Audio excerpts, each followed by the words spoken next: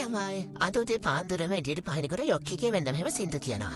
ලංකායි වනා වගේ විශාල පෙරලියක් කොරියාවේ වේ කියන හිතන මෙන්න මේවා දකිති. ඉතින් කොරියාව කොච්චර දියුණුවොත් අපිට වඩා සෑහෙන පිටිපස්සෙන් ඉන්නේ. මොකද අපි මේවා අවුරුදු ගානකට කලින් ගෝල් ෆේස් එකේ තමයි කරේ. අතන ෆඩක් ඉස්සරහ මෙන්න මේ විදිහට පීක් බොක්සින් කර ඉන්නවා. ඉතින් මෙතනින් පස්සේ තව බොයි කෙනෙක් දාත මෙතන බොයිස්ලා දෙන්නෙක් ඉන්නවා. කොරියාවේ සල්ලි කන වශයෙන්. ඉතින් මම මේවා සෑහෙන ප්ලේ කරලා තිනොත් එක දවසක්වත් එක ටෝයි එකක්වත් මට හම්බෙන්නේ නැහැ. මෙතන පරිණ කෙනෙක් චෙස් ප්ලේ කරනවා. ඉතින් ඕන කෙනෙක්ට මෙතනට කියලා ඇත්තට ප්ලේ කරන්න පුළුවන් මම හිතන්නේ. ඒ අමලින් ඉන්ට්‍රොඩක්ෂන් එක දෙනවා. ඉතින් මේ ඉන්නේ අනිත් පැත්තේ ඉන්න එක්කෙනා වන්තනයා කොරියන් එක්කෙනෙක්.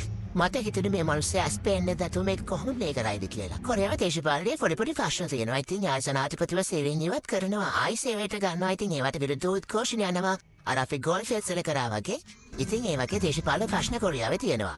අපිට මේ දේශපාලන ප්‍රශ්න වැඩන්නේ මේ වගේ තැනකට යන්න සිව්වොත් ඇති. ඉතින් හැමදාම වගේ ඔක්කොම ඉවරලා අන්තිමට මේ ආච්චි කඩේට ගිහිලා ආච්චිකින් රොටි කුස් අරගෙන ගෙදර ගියා.